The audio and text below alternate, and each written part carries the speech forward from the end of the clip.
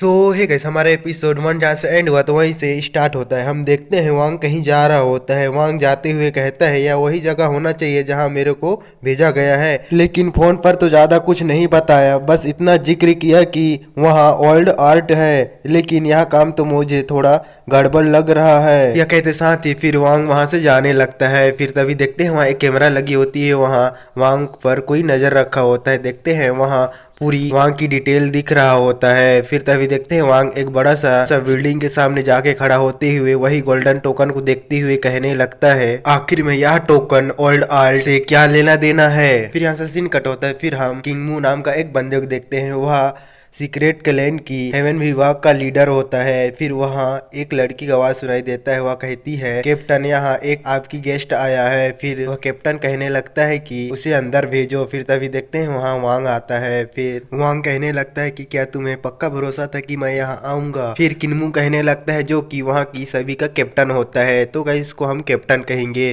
फिर कैप्टन आगे कहता है भले ही ओल्ड आर्ट अकेडमी खत्म हो चुका है, पर मुझे पता था कि तुम ओल्ड आर्ट का साथ इतनी आसानी से नहीं छोड़ोगे। फिर कैप्टन वांग को टी सर्व करते हुए कहता है कल मैंने देखा कि तुम बहुत अच्छे से फाइट किए बच्चे, तुमने ओल्ड आर्ट का नाम रोशन कर दिया और हम तुम पर नजर रखे हुए थे। तुम्हारे अंदर तो काफी टैलेंट है, तो तुम क्या कहते हो, सीक्रेट क्लैन को ज्वाइन करने के लिए तैयार हो। फिर यह सुनकर वांग कहने लगता है क्या सीक्रेट क्लैन।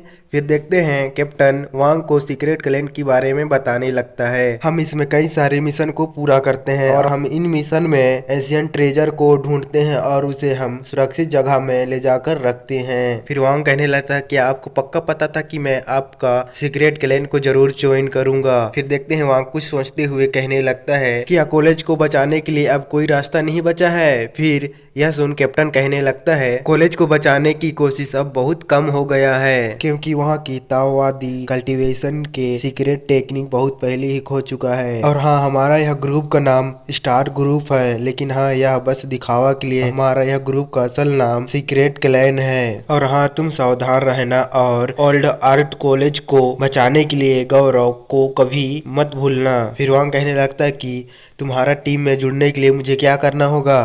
फिर कैप्टन कहने लगता है तुम्हें यहाँ जुड़ने के लिए पहले तुम्हें एक टेस्ट देना पड़ेगा, जो कि सिर्फ एक मिशन का टेस्ट पास करके ही तुम हमारे टीम में जुड़ सकते हो। और हाँ, ठीक एक हफ्ते बाद ही मिशन पर जाने वाले हैं, तो तुम सोच सकते हो हमारे साथ आओगे या नहीं। और हाँ, तुम्हें मैं पहले बता दे रहा हूँ कि हम जिस मिशन में भी जाएंगे वहाँ जान का भी खतरा रहेगा और वहाँ मतलब कि वहाँ कुछ भी हो सकता है, तो आप सोच विचार कर ही आना। यह सुनकर वांग कहने लगता है कोई बात नहीं, मैंने सोच लिया है कि मैं जरूर आऊंगा। तो फिर कैप्टन कहने लगता है तो फिर तुम अगले कुछ दिन यहीं रुको और अपनी प्रैक्टिस करो अपनी स्किल का। फिर देखते हैं कैप्टन को वह वांग को कुछ देते हुए कहता है यह आपका वेलकम गिफ्ट है और इसे खास तौर पर तुम्हारे लिए ही बनाया गया है। इसमें एडवेंचर वॉच है। इस एडवेंचर वॉच का खासियत है लोकेशन और मुसीबत के समय सिग्नल देने के अलावा यह तुम्हारे शरीर की फिजिकल एक्टिविटी पर भी नजर रखेगी, जो कि कहीं पास भी कुछ भी होगा उसे तुरंत डिटेक्ट कर लेगा। फिर वांगवा वॉच को पहनते हुए कहने लगता है इस बेहतरीन चीज को देने के लिए शुक्रिया। फिर देखते हैं कैप्टन को वहां से उड़ते हुए एक जगह जाते हुए किसी चीज को वांग को देते हुए कहता है इस चीज को ले लो, यह मिशन में काम ही देगा। फिर कैप्टन कहने लगता है अब सब कुछ तुम्हारे ऊपर डिपेंड करता है, तुम सफल हो पाते हो या नहीं यह मिशन में। और हमें यह भी पता नहीं है कि यह मिशन किस तरह की होने वाली है। और हाँ, अगर तुम इमोर्टल बनने की रास्ता ढूंढ रहे हो ना, तो खुद मेहनत करो और तुम गलत रास्ते में अगर चले जाते हो तुम हमारे पास आना, हमारे पास कई तरीके हैं। और हाँ, तुम्हें अपना पहचान बदलना होगा ताकि दुश्मन की नज़र में तुम ना हो। फिर देखते हैं कैप्टन वांग को एक मार्क्स दे देता है। फिर हमें 7 दिन का बाद का सीन को दिखाया जाता है। हमें कैप्टन और वांग को दिखाया जाता है। वांग को देखते हैं उसका पूरा गेटअप ही चेंज होता है। देखते हैं इस गेटअप में वांग पहले से ज्यादा स्मार्ट लग रहा होता है। अब मुझे नहीं लगता कि वांग का एनिमी कोई भी उसे पहचान पाएगा। फिर कैप्टन वांग के बारे में बताने लगता है अपनी सभी टीम मेंबर को कि यह हमारा असेसमेंट टीम मेंबर वांग है। फिर तभी देखते हैं वह सभी टीम में से एक यावजी नाम का बंदा वांग से हाथ मिलाते हुए कहता कहता है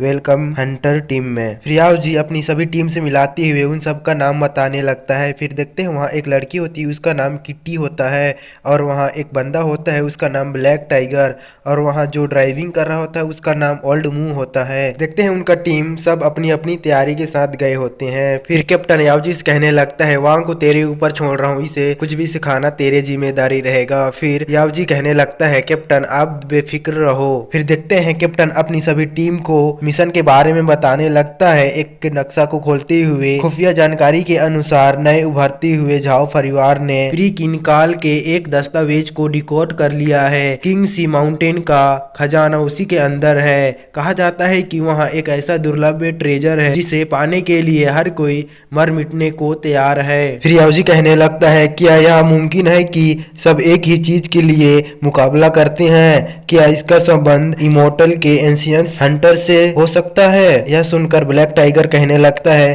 तुम्हें तो सिर्फ इमोर्टल शब्द का जिक्र ही तुम्हें हैरान करने के लिए काफी है। फिर यावजी कहने लगता है अगर यह सच हुआ तो साबित हो जाएगा कि इमोर्टल हंटर सच में हुआ करते हैं, और यह भी पता चल जाएगा कि इमोर्टल का कोई अंत नहीं है। फिर कैप्टन अपनी सभी टीम को बताने लगता है कि झाओ फैमिली की टीम ने चुपके से खुदाई शुरू कर दी है। वे चोरी छुपे ट्रेजर की खजाना को ले जाना चाहते हैं। फिर देखते हैं किट्टी कहने लगती है कि इस बार फाइट करने में मजा आने वाली है। फिर कैप्टन कहने लगता है झाओ फैमिली के लोग इतने लालची हैं कि उसे जो भी ट्रेजर या कुछ भी मिलेगा तो वह सभी समेट बटोर कर रख लेंगे, हमें कुछ भी करके वहाँ जाना ही होगा जल्दी। फिर ब्लैक टाइगर कहने लगता है एटीट्यूड से कहता है जाओ फैमिली वाले, उम्मीद करता हूँ कि तुम अपने हाथ पर रहो, नहीं तो हमसे बुरा कोई नहीं होगा। फिर कैप्टन कहता है कि हम सभी मंजिल के बहुत करीब हैं तो अब सभी तैयार हो जाओ। फिर वांग कहने लगता है अपने पास से एक गन निकालते हुए क्या सच में मुझे यह गन को इस्तेमाल करना पड़ेगा? यह सुनकर यावजी कहने लगता है तुम हमारी टीम को देखो, गन पकड़ने का तौर तरीके, और हाँ तुम्हारे पास जो गन है उसको ट्रिगर को जैसे ही दबाओगे तुम्हारे सामने कुछ भी रहेगा उसे चारों खाना चित कर देगा। और हाँ जो हमारे पास बंदूकें हैं ना वह नई कस्टमाइज हाई एनर्जी वाली बंदूकें हैं जो कि तुम्हें डरने का कोई जरूरत नहीं है। फिर तभी देखते हैं वहाँ का एयरशिप में अलर्ट वाली अलार्म बजने लगता है तो ओल्ड मुंह कहने लगता है हमें लैंडिंग पॉइंट पर 1 मिनट में पहुंच रहे हैं, और हाँ वहाँ से हमें 5 किलोमीटर दूर पैदल चलकर जाना पड़ेगा क्योंकि अंदर बहुत जंगल है तो हमारा इतना बड़ा एयरशिप वहाँ नहीं जा पाएगा। फिर ब्लैक टाइगर कहने लगता है हमारा टारगेट जगह लैंडिंग पॉइंट से काफी दूर है। फिर तभी देखते हैं ओल्ड मुंह एक अच्छी जगह देखकर वहीं एक जंगल में लैंडिंग करवा देता है। फिर तभी देखते हैं वहाँ से अपनी मिशन की ओर सभी जाने लगते हैं। फिर तभी कैप्टन मैप देखते हुए कहने लगता है हमें अभी 4 किलोमीटर दूर और जाना पड़ेगा। फिर हम कुछ देर का बाद का सीन को देखते हैं जहाँ पर कि वह सभी अपनी लोकेशन के पास पहुँच गए होते हैं। वह जगह का नाम ब्लू स्टोन माउंटेन होता है। फिर तभी देखते हैं याव जी अपने पास एक ड्रोन निकालते हुए आगे चेक करने के लिए भेजता है कि कोई है या नहीं। कोई नहीं होता तो देखते हैं वह से छुपाते एक गुफा के अंदर पहुंच गए होते हैं। कैप्टन याव जी से पूछने लगता है आगे कैसा रास्ता है। यह सुनकर कैप्टन को याव जी अपने पास बुलाने लगता है। कैप्टन को याव जी बताने लगता है कि यहाँ 2 रोबोट हैं जो कि गेट को गार्ड कर रहे हैं। मुझे लगता है कि जाओ फैमिली वाले पहले ही अंदर जा चुके हैं। फिर याव जी अपने पास से एक नक्शा निकालते हुए उसे देखते हुए कहने लगता है यह अंडरग्राउंड पैलेस का नक्शा है जो कि डिटेक्टर ने भेजा है, और हम यह नक्शा की मदद से जाओ फैमिली का टीम की सारी बात और उसकी लोकेशन देख सकते हैं। फिर कैप्टन कहने लगता है कि क्या इन्हें लगता है कि यह रोबोट हमें रोक सकती है। फिर हम किट्टी को देखते हैं वह किसी साइड जाते हुए एक जगह रुकते हुए अपनी गन को चलाने के लिए पूरी रेडी कर लेता है। फिर हम यावजी को देखते हैं वह अपनी ड्रोन को कंट्रोल करते हुए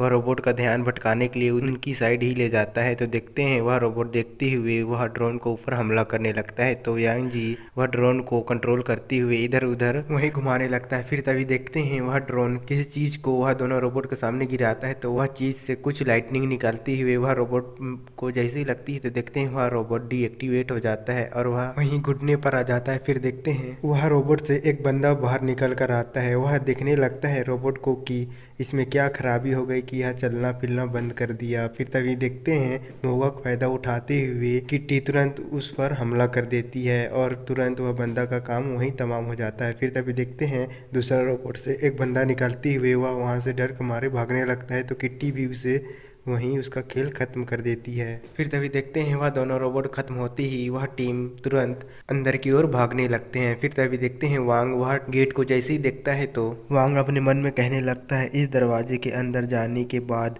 जिंदगी पूरी तरह से बदल जाएगी। यह सोच ही रहा होता है तभी देखते हैं याओ जी कहने लगता है कम जल्दी आओ। फिर हम वह सभी लोग को देखते हैं वह किसी अंधेरे सी जगह में आ गए होते हैं। वह सभी टॉर्च जलाकर आगे की ओर बढ़ रहे होते हैं। फिर हम देखते हैं वह सभी आगे बढ़ ही रहे होते हैं तो उन्हें कुछ डेड बॉडी दिखाई देता है तो कैप्टन देखते हुए कहता है इन सबको तो कोई कांटेदार चीज से मारा गया है। फिर कैप्टन कहने लगता है अब हमें रास्ता फूंक फूंक कर आगे चलना होगा और हाँ अंदर जाते ही सबसे पहले हमें उनका काम रुकवाना होगा। फिर हम देखते हैं वह सभी काफी अंदर चले गए होते हैं। फिर हम वहीं दो गार्ड्स को देखते हैं वह पहरा कर रहे होते हैं। फिर तभी देखते हैं एक बंदा को पत्थर मारते हुए इधर ध्यान भटकाते हैं तो एक बंदे को तुरंत बिजली के झटके से वहीं खत्म कर देते हैं। तो वह बंदा जैसे ही उसे देखता है तो अपने साथी का ऐसा हालत देखो भी हैरान होता है, लेकिन वह कुछ सोच समझ पाता है। पीछे से ब्लैक टाइगर आते हुए उसका गर्दन मोड़ते हुए उसका भी खेल वहीं खत्म कर देता है। फिर वांग देखते हैं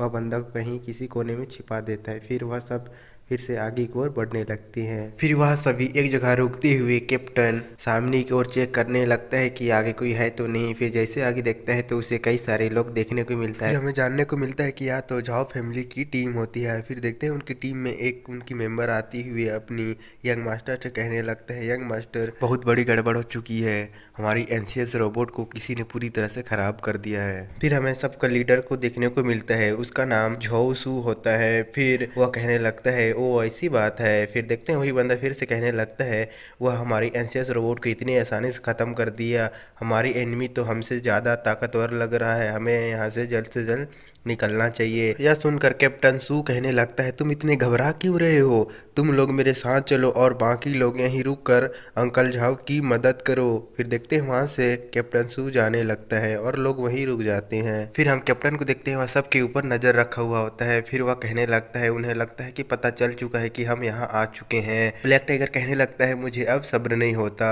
फिर वांग भी कहता है मैं भी तैयार हूँ। फिर कैप्टन कहने लगता है मैं इन्हें अपने ऊपर उलझा कर रखूंगा, तुम सभी इन्हें घेर लेना चारों तरफ से। फिर देखते हैं कैप्टन कहीं पर रस्सी फंसा कर वहां से उनकी तरफ जाने लगता है। फिर तभी देखते हैं किट्टी अपने गन से एक बंदे का वहीं काम तमाम कर देती है। फिर देखते हैं कैप्टन सू का टीम भी पूरी तरह से अलर्ट हो जाता है। फिर हम देखते हैं वह सभी का बीच में एक खतरनाक युद्ध होने लगता है, ऐसा लग रहा होता है कि इंडिया और पाकिस्तान का युद्ध हो रहा है। फिर हम कैप्टन को देखते हैं वह एक बंदे के पीछे जाते हुए वह बंदा के साथ फाइट करने लगता है। फिर देखते हैं कैप्टन अपनी मार्शल आर्ट की मदद से वह बंदा को वहीं ढेर कर देता है। फिर वहाँ भाग रहे होते हैं बंदे, उनके पीछे जाने लगता है। फिर हम ब्लैक टाइगर को देखते हैं वह भी बहुत आसानी से अपनी एनिमीज को खत्म कर रहा होता है। फिर तभी एक बंदा को देखते हैं वह ब्लैक टाइगर पर अपनी निशाना लगा रहा होता है, लेकिन वह ब्लैक टाइगर पर हमला कर पाता। तभी वांग आते हुए उसे जबरदस्त किक मारते हुए वह बंदा का वही काम तमाम कर देता है। फिर हम कैप्टन को देखते हैं उसके सामने 3 बंदे भाग रहे होते हैं तो कैप्टन अपनी पंच को रेडी करते हुए वह बंदे के ऊपर हमला करने वाला होता है, लेकिन कैप्टन हमला कर पाता। कैप्टन सू आते हुए कैप्टन का आसानी से पंच को रोक देता है, लेकिन वह दोनों का एनर्जी जैसे टकराता है तो वहाँ एक एनर्जी ब्लास्ट होता है तो वह दोनों खिसकते हुए थोड़ा दूर चले जाते हैं। फिर कैप्टन सू कैप्टन को समझाते हुए कहता है कि दोस्त या हमारे झाओ फैमिली के लिए बहुत इंपॉर्टेंट है, तुम इसमें मत इंटरफेयर करो। लेकिन देखते हैं कैप्टन नहीं उसका बात मानता, उसे फाइट करने के लिए भिड़ जाता है। फिर हम किटी को देखते हैं वहीं भाग रहे 2 बंदे के ऊपर स्कोप लगाती हुए उस दोनों को वहीं ढेर कर देती है। फिर हम देखते हैं जिस बैग में कीमती ट्रेजर होता है उसे एक बंदा लेकर वहां से भागने लगता है तो कैप्टन देखते हुए उसके पीछे जैसे जाने वाला होता है तो तभी देखते हैं एक एनिमी कैप्टन का ऊपर फायर करने लगता है तो कैप्टन वहां से आगे नहीं जा पाता। फिर हम कैप्टन सू को देखते हैं वह अपने साथी को जगाते हुए कहने लगता है यंग मास्टर। फिर हम याओजी को देखते हैं वह एक बंदे के साथ फाइट कर रहा होता है, लेकिन वह उसे हरा नहीं पा रहा होता है तो तभी देखते हैं वहाँ किटी आती हुए अपनी खंजर की मदद से वह बंदा का काम वही तमाम कर देती है। फिर किटी कहने लगती है जितने भी हैवी गन चला रहे थे मैं उसे सबको खत्म कर दिया। फिर देखते हैं वह दोनों अपनी वेपन और फाइटिंग स्किल की मदद से वह सभी एनिमी को खत्म करते हुए आगे की ओर बढ़ रहे होते हैं। फिर गाइस यहीं से हमारा एपिसोड खत्म हो जाता है। तो गाइस आप लोग को वीडियो थोड़ी सी भी अच्छी लगे तो वीडियो को एक लाइक एंड सब्सक्राइब कर देना। इसका नेक्स्ट एपिसोड जल्दी आएगा तो हमारा चैनल को फॉलो करना ना भूलना। मिलते हैं नेक्स्ट वीडियो में। Thanks for watching.